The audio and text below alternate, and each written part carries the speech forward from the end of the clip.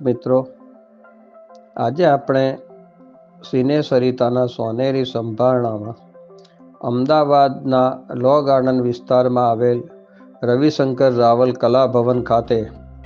અમદાવાદના નાટ્ય, film, serial તથા સંગીતના કલાકારો દ્વારા છેલ્લા 11 વર્ષથી ગણેશ મહોત્સવની ધામધૂમથી ઉજવણી થઈ રહી છે.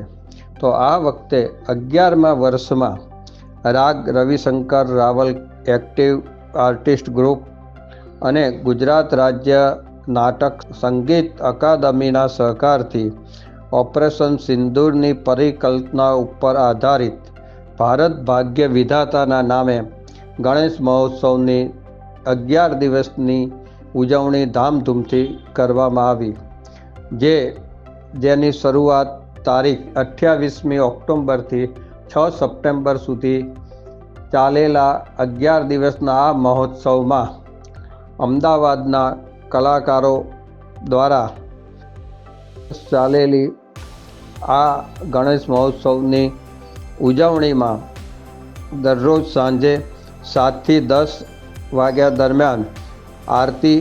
વિવિધ સાંસ્કૃતિક કાર્યક્રમો તથા અલ્પાહાર કલાકારો તથા તેમના પરિવારે લાભ લીધો હતો. આ કાર્યક્રમમાં આંતરરાષ્ટ્રીય નૃત્ય કલાકાર બેલડી ભરત બારિયા અને અક્ષય પટેલે નૃત્યાવલી કાર્યક્રમ ખૂબ જ સુંદર રીતે રજૂ કર્યો હતો તથા અન્ય કાર્યક્રમોમાં ગીત, સંગીત, ગરબા, હાસ્ય દરબાર જેવા વિવિધ સાંસ્કૃતિક કાર્યક્રમો યોજાયા હતા. આ મહોત્સવમાં મહેમાનોમાં સર્વશ્રી માધવભાઈ રામાનુજ, કવિશ્રી, સામાજિક કાર્યકર અશોકભાઈ પટેલ USA, સુરેન્દ્ર બક્ષી, નીરવ બક્ષી, મહેશ વૈદ, સંગીતકાર ભૂપેન્દ્ર પટેલ, કલાકાર જિગ્નેશ મોદી, ફિલ્મ ડિસ્ટ્રીબ્યુટર વંદનભાઈ શાહ, યોગેશભાઈ ગઢવી, મનીષ પટેલ, રાજકુમાર જાની, સુભાષ બ્રહ્મભટ્ટ, ભાવિનીબેન જાની, જયમિની ત્રિવેદી સહિત અન્ય